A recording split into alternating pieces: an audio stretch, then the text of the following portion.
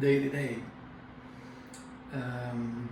Governor's office announced that restaurants can open up patios and patios only. We're eager, excited to open our restaurant. Doing a tremendous amount of work. Staff was excited, and my heart is heavy. We don't know what we're going to do next. We're certainly going to be open. We don't know if it is with these restrictions or wait. And so we'll decide that on the next 24 hours. But in the meantime, therapy. I need some therapy. And I always find it in my kitchen. And so today I received some boning leg of lamb from Iron Shoe Farm. Just beautiful, beautiful Minnesota lamb.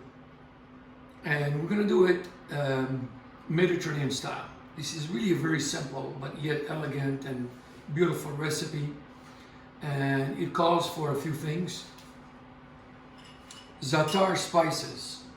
So right here, za'atar is to Mediterranean cooking is what curry is to Indian cooking. And people think of curry as one type. There are hundreds of types of curry, and there are, for every Mediterranean family, there is different types of za'atar. The one common denominator when you're making za'atar is that it has at its base sumac, S-U-M-C, and then it has two types of spices mixed into it, and you can be very creative. In this case, I have one each of the following spices: 1 tablespoon of sumac, 1 tablespoon cumin, 1 tablespoon sesame seeds, 1 tablespoon oregano, 1 tablespoon thyme. I'm putting salt and pepper. It's not part of the sumac, but I'm just putting it because that's what's going to be part of my marinade. My za'atar spice usually never has salt and pepper. It usually starts with sumac. I add green and brown ingredients. The cumin, the coriander are brown. The green are the oregano, the thyme. You can do rosemary, and if you could smell this right here, it's just so beautiful. But one thing that I add to my sumac and za'atar, which za'atar mix, is something, especially when I'm making meat that tends to be a little bit muttony, like lamb. People add mint. I like to add lavender, so I'm adding a little bit of lavender in here. This is going to explode. You won't taste the lavender, but you'll smell it, and you will just take that muttoniness completely out, and it won't have any giminess to it. So I have my mixes. I put them right here. I'm going to add my olive oil. I'm going to create like half a cup, and I'm going to create a nice, beautiful paste.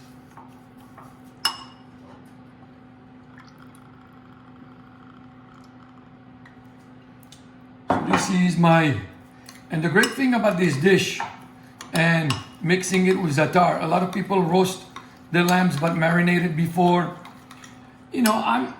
I like marinating things, but I'm not a big fan because sometimes it affects the structure of the meat and it cures the meat more than I really want to.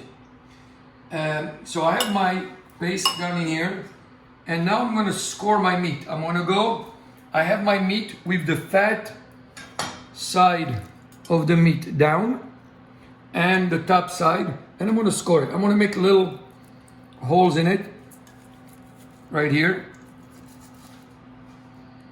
in different places. Be careful you're not going against the bone. If you're touching the bone, you went a little too far. And I am going to take this beautiful spice and I'm going to rub it in it. But prior to doing that, I'm gonna do something that I really love to do with leg of lamb. I'm gonna take some onion rings, just white Vidalia onions, put them on the bottom.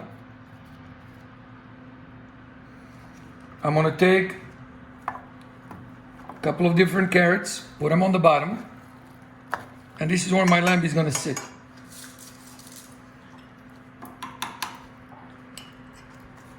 Right here.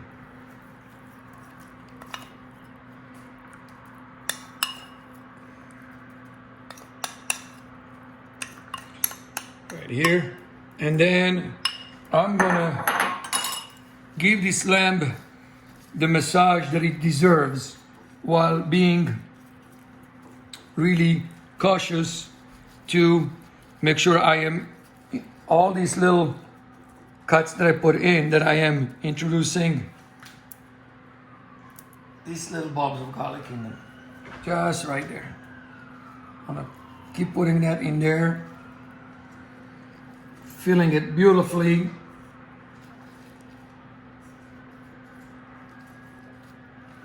And the lavender za'atar that I'm doing in here is gonna blow your mind. It's really, really nice and beautiful. And what I also did in here is that I have some bay leaves, some dried bay leaves. Those are gonna go on my lamb.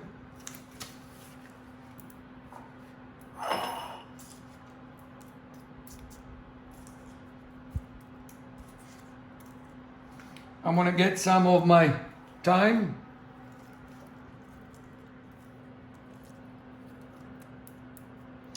My mom used to make lamb, and she would refrigerate the lamb once she puts all these things so they can absorb and stick to it. You don't have to, but you can.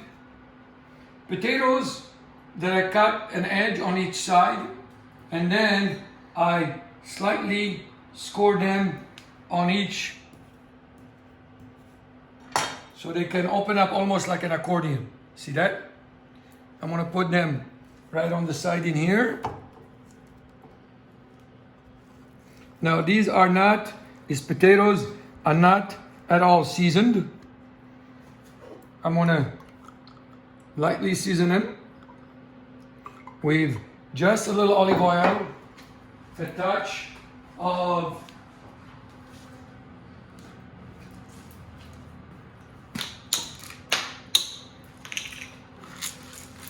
Himalayan salt, just because it's fun, it's good, it's nice and earthy.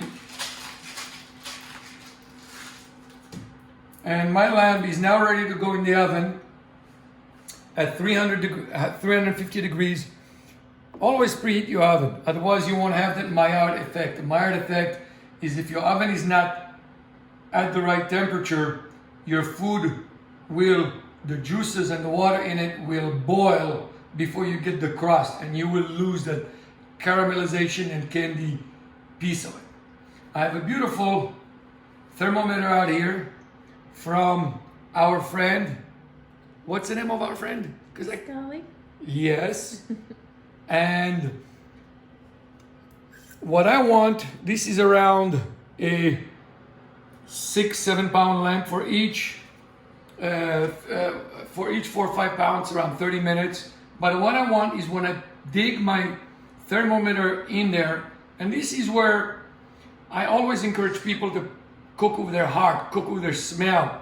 Your recipe should be your guide, should not be your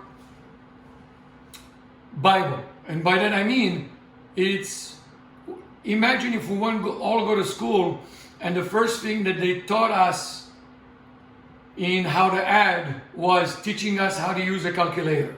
We will never be able to add things up. The way it was done, you calculate 1 plus 1, and then eventually, you use a calculator. Develop that instinct, that cooking instinct first, and you develop it with your instinct, and of course the recipe is a beautiful guide. 135 to 140 degrees will get us to medium rare. 140, 145 gets us to medium well. It depends on how you like it. I like it medium rare, but it's completely up to you. I'm gonna get it into my oven, uncovered. And I'll see you in around 35-45 minutes. All right, we're back. I love mushrooms with this dish, so I'm gonna keep them whole, just some simple white mushrooms, cleaned. I'm gonna take my lamb out, and I don't want my mushrooms overdone. I want my mushrooms nice and simple. I'm gonna get my potatoes, and you know your potatoes should be ready at the same time as the lamb is ready. That 45-minute deal out there. So I can just by feeling the potatoes, I know where my lamb is at. And so my mushrooms don't overcook. And this is really also a good time for you to check the temperature if you want to know how much time you have left. So let's do that together right now.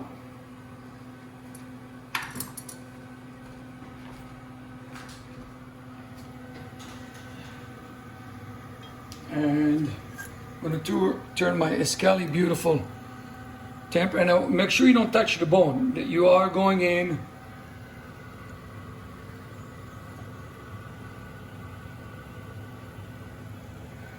so you see right here I am at 100. I'm a good 15-20 minutes away, and that's really good. I mean, so the science of it all is right here, you know.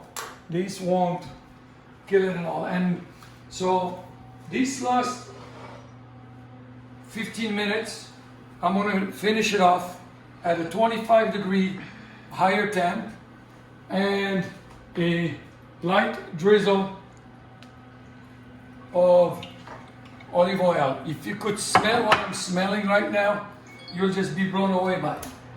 So it's right here. And I'm gonna turn to 375, and I'm gonna finish my beautiful lamb. I'll see you in a few minutes. All right, let's see what we have in here.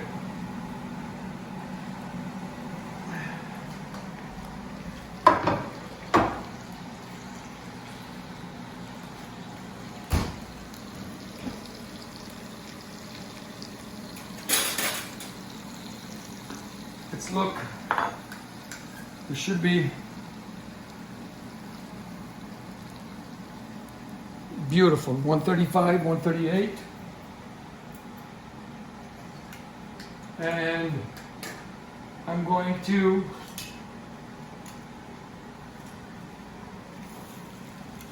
can see my beautiful potatoes.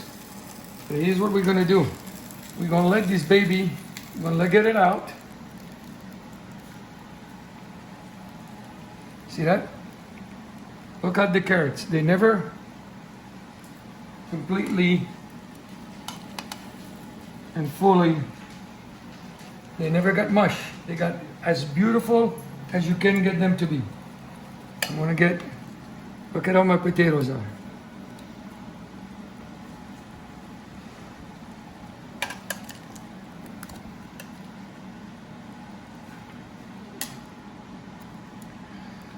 My onions are beautiful and candied.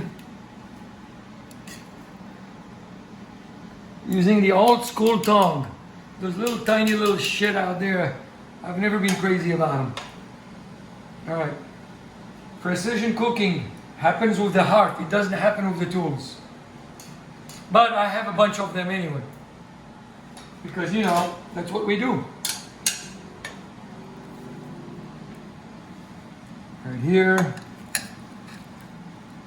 Right here, and some beautiful garnishes from our awesome friends at Iron Shoe. Give this, look at this. Spring has sprung in the household, even though today was a disappointing day. Patio only. What the fuck is that? That's all I gotta say. I'm gonna eat my lamb and shut up. Because if not, I'm gonna say way more than I really want to. Bye.